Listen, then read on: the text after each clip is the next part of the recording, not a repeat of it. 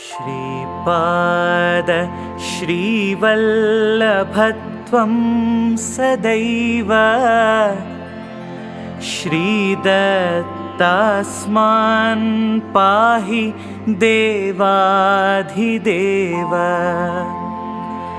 भावग्राह्य क्लेशहारिं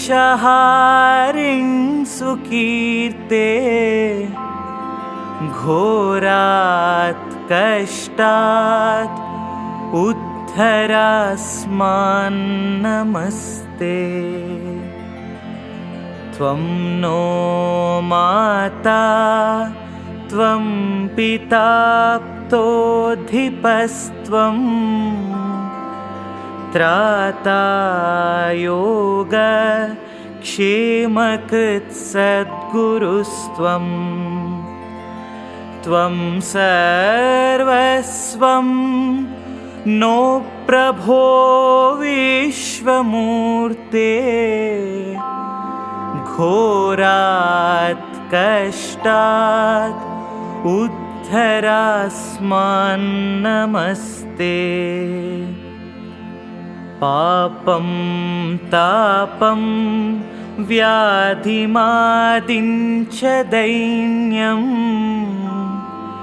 भीतिं क्लेशं त्वं हराशुत्वदन्यम्। त्रातारन्नो वीक्ष ईशास्त्रजूर्ते घोरात् कष्टात् उद्धरास्मान् नमस्ते।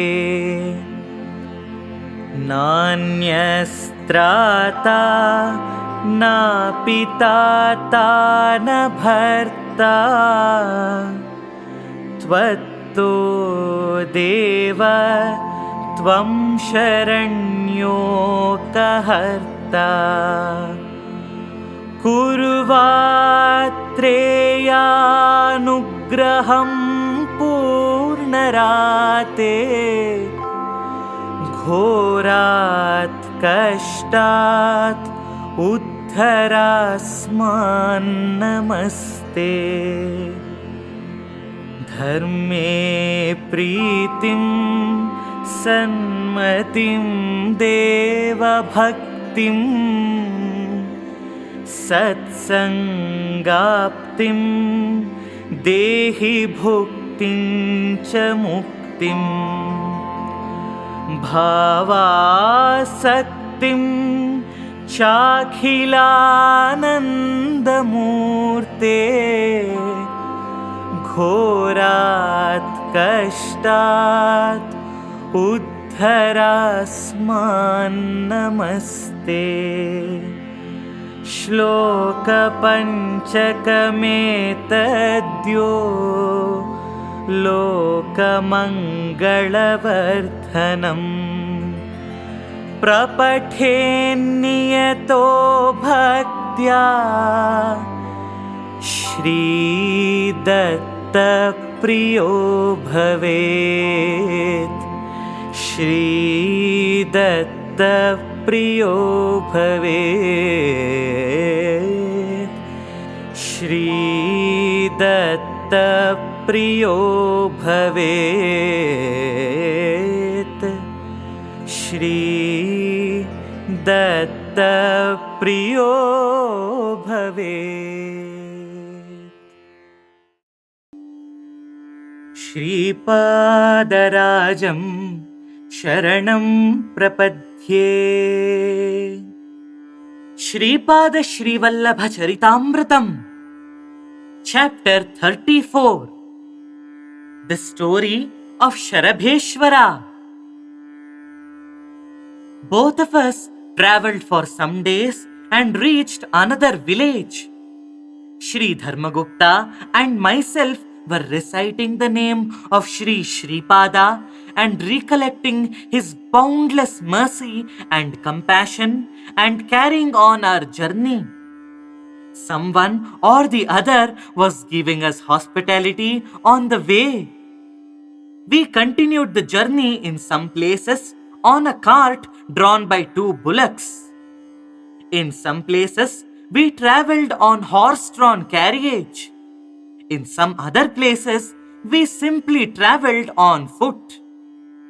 We considered it as a sportive grace of Sripada Srivallabha, who was indirectly looking after us in whatever way we travelled or in what manner we received the hospitality from someone or the other. There was a special incident in the village when we reached. All the articles in the house of a Brahmin were being thrown out into the street. His wife and children were also outside the house. That Brahmin took some loan from a money lender. He could not repay the loan. One day, that lender accosted the Brahmin and asked him to stop. The Brahmin stood. A circle was drawn from a charcoal around the Brahmin. That Brahmin should not move out of the circle. The lender demanded that the Brahmin should declare within how many days he would repay. The Brahmin replied that he would repay in 2 fortnights. He could not keep up the word because he could not get money. The lender had already told him strictly that he would occupy the house after the time limit. He was troubling him in this way. Brahmin, his wife, and children were in helpless circumstances. All the villagers were seeing this peculiarity as fun, but none of them dared to convince the lender to give some more time for repayment. Sri Sripada places devotees in critical situation. He tests their devotion and rescues them. Sri Dharmagupta was moved on seeing the miserable state of the Brahmin. He wanted to help, but he was not having money now. I was originally without money. However, I ventured and said, "Sir, take pity on this helpless Brahmin and grant him 2 more fortnights' time. In the meanwhile, he will come out of his difficulties on account of the mercy of Sri Sripada Srivallabha. Think a bit calmly. I guarantee the repayment of loan by him." I spoke these words involuntarily. The lender spoke thus, "Okay, I believe you. I am giving time for 2 fortnights, but you 2 travelers should not stir out from here until the loan is completely repaid. In case the debt is not redeemed, I will not only seize the house of this Brahmin, but also bring you both before the village bench for making me grant extension of time unnecessarily. Then you both will be liable for the punishment imposed by justice. It is improbable, either for me or Sri Dharmagupta, to repay the loan of the Brahmin before the due time. I made this promise like a fool, without thinking about the propriety or impropriety or possibility or otherwise of it. I must blame myself for this sort of thoughtless promise. It is not proper to blame Sri Srivallabha. I threw Sri Dharmagupta also into a difficult situation along with me. This will be another sinful act. This example is enough to illustrate how many troubles arise if there is no control over speech. Where was the end for the sportive pastimes of Lord? Only when such situations arise, either strong devotion develops or devotion disappears. Sri Dharmagupta was unworried. He said, Shankara Bhatta, don't grieve over what happened. What happened, what is happening, and what will happen is all his playful pastime. The writing of Brahma is bound to happen. There were no provisions in the house of the Brahmin. He was having no money. He and his family members must anyhow go without meals. They got shelter on account of the grace of Sripada. I thought at least that much was sufficient. I felt that Sripada Vallabha is the sole refuge in times of hunger, in times of total exhaustion, and in times of troubles from lenders when caught between the horns of dilemma, not knowing what to do or what not to do in critical circumstances. We finished bath and ablutions. We started reciting the name of Sripada Srivallabha as there was no other way except recollection of his name. There was no oil, wicks, or other material needed for worship with lights in the house of that poor Brahmin. When we were chanting the incantation, Sripada RAJAM SHARANAM PRAPADHYE, all the inmates of the house were repeating it. Boys and old ladies in the street gathered there. They were also chanting the name of Sripada with devotion. In the meanwhile, some cultivators also came to the house of the Brahmin. Propaganda gained momentum in the village that I stood as a guarantor for repayment of the loan by the Brahmin, and that I was a disciple of a great person, and therefore I was prepared to redeem the debt of the Brahmin through my divine power. Information was also circulated that I would not have given such a strong guarantee without really having any divine power, and I was a great astrologer. The farmers of that village were fond of betting wagers. Some of them were betting that the Brahmin would repay the loan, while some others were betting that he could not repay. Oh, bad destiny! From a comfortable position, I brought upon myself needless distress. I was cornered into a narrow alley by making an impossible promise by speaking at random. I would be dragged before village panchayat in case I could not repay the loan of the Brahmin. Shri Gupta also along with me would land into trouble. In addition to this, some people were betting based upon my hollow promise. At last, my ineffective promise was becoming a cause for the betting of gamblers. I believed that the divine auspicious feet of Sripada, who was a divine reveler who rejoices every moment in delightful sports, were my only refuge. The words of sage Narada with Mahavishnu that Satyam Vidhatam Nija Bhritya Bhashitam came to my memory. I felt that Lord Narayana should observe the words of his servants and take responsibility for making them as truthful words. In that village, there lived a scholar by name Sarabheshwara Shastry. He was an expert in Mantra Shastra. He was accurately telling about past, future, and present with the help of some ghost. Some bidders approached Sarabheshwara and submitted the matter. He sought refuge of the ghost, and it said that the Brahmin could not repay the debt.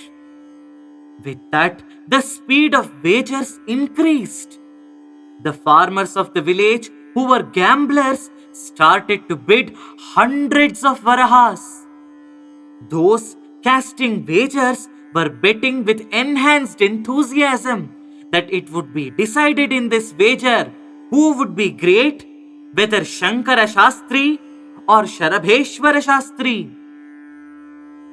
Lord Sreepada, at last you have placed me amidst gamblers. You prepared me to be dragged to the village court. You wanted to subject that poor Brahmin to difficulties after creating all sorts of hopes. I am unable to comprehend the inner meaning of this divine play.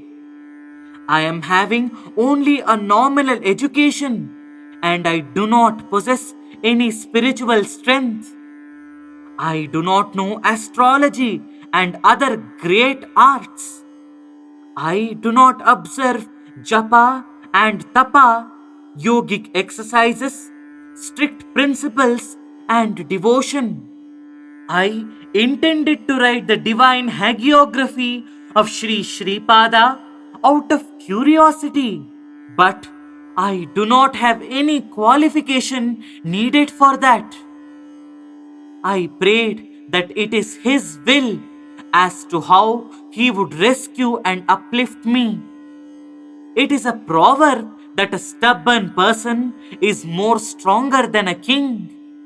Courage, which was hitherto not in me, began to sprout.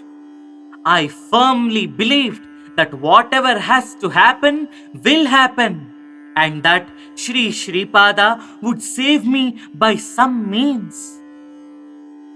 Sarabheshwara Shastry had a sister. She was also living in the same village. She had a dream in the early hours of the day. The gist of the dream was that she had high fever, that her husband expired, and that she became a widow. She inquired from her brother Sarabheshwara Shastry about the outcome of that dream. Sarabheshwara questioned the ghost worshipped by him about the matter. Then that ghost said that her husband was in another country, and on the way the robbers attacked and killed him after robbing the money. She was weeping bitterly. In the meantime, the people who were betting came to that house. They informed that in their village a great person by name Shankara Bhatta was staying, that he was capable of doing and undoing things, that he was adoring a great deity called Sri Sripada Srivallabha, and from him a real explanation could be obtained. She had so far not heard of any other Pandit who was greater than her brother. She heard for the first time about a Pandit greater than her brother and wanted to submit her trouble to that great personage and obtain his blessings. She was brought to the house where we had put up. She prayed to me in a pathetic way.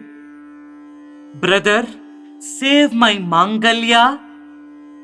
Some charmed turmeric rice grains given by Sri Sripada to the farmer during his marriage at Panchadeva Pahad were still with me.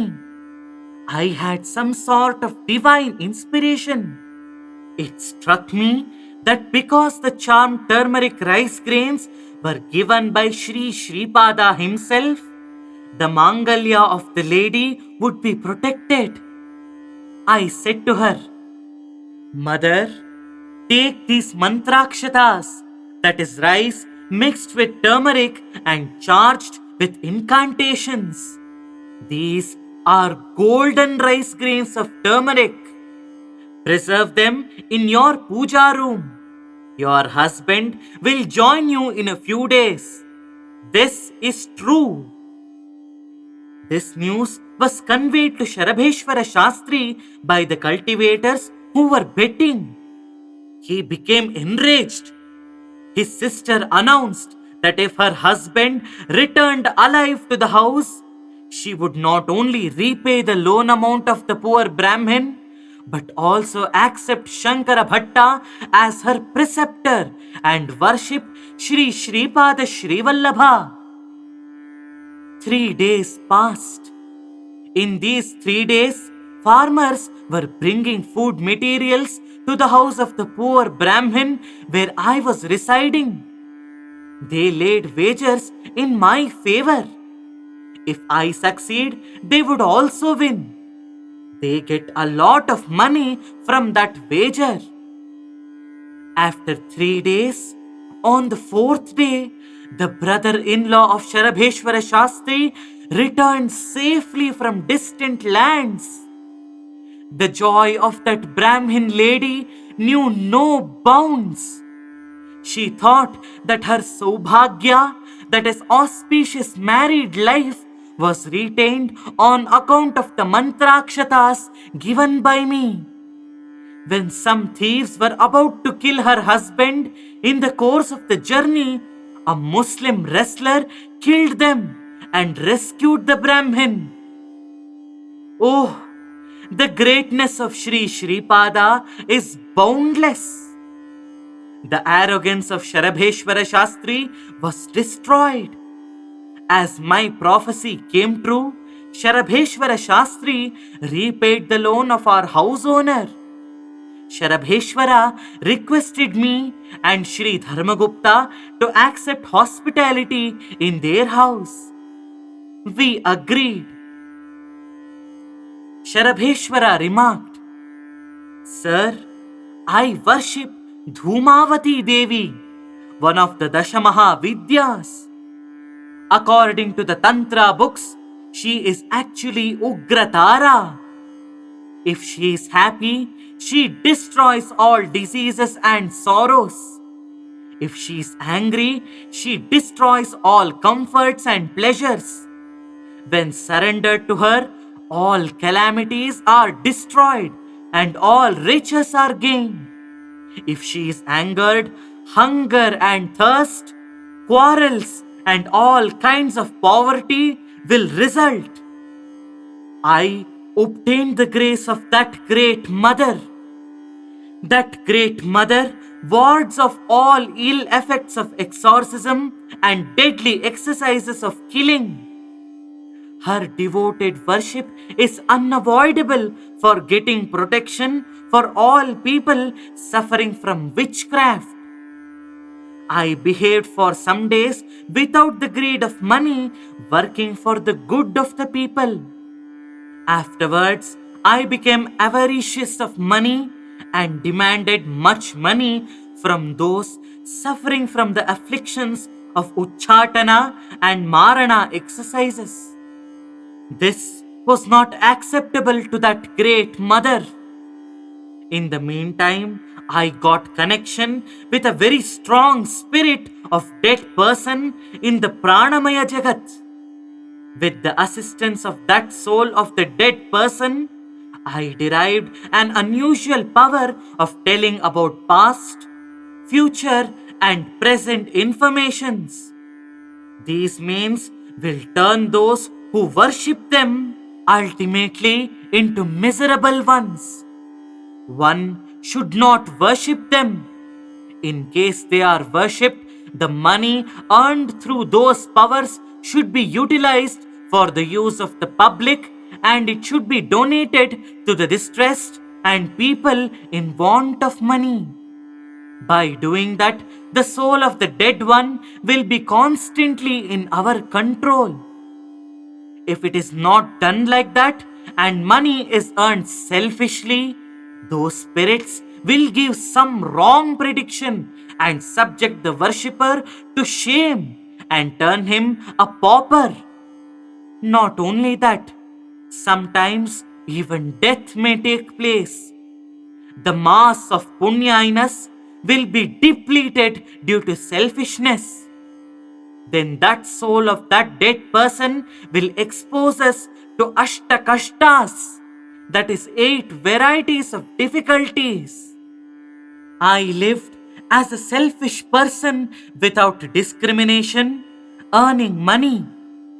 Therefore, that soul of the dead escaped from my control. It gave a wrong prophecy and landed me in embarrassment. I faced ignominy. You are my Gurudeva from today. Please accept me as your disciple. Then I said, Sir, there is no other Guru for this world or creation except Sri Sripada Srivallabha. If I arrogate myself as a Guru, I have to experience more insults than you. When we were coming from Kurugadde, Sri Sripada told briefly about Dasha Mahavidyas. He added that remaining details will be taught completely at the appropriate time up to the appropriate extent. I learned from you about Kali and Dhoomavathi of the Dasha Mahavidyas. Sir, kindly do not make me a guru. I am caught here under some peculiar circumstances. I came out of them. Sri Sripada is an adept in creating difficult problems. He is very dexterous in pulling out his devotees from them.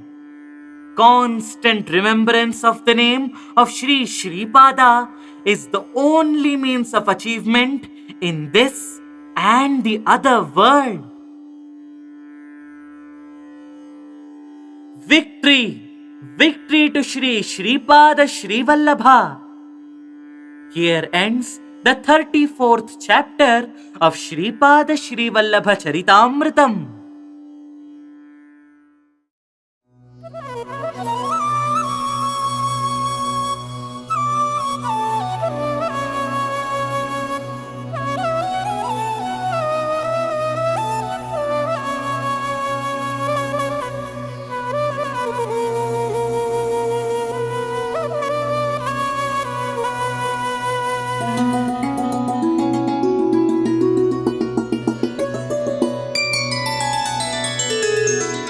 आरती जय गुरुदेव समर्थ।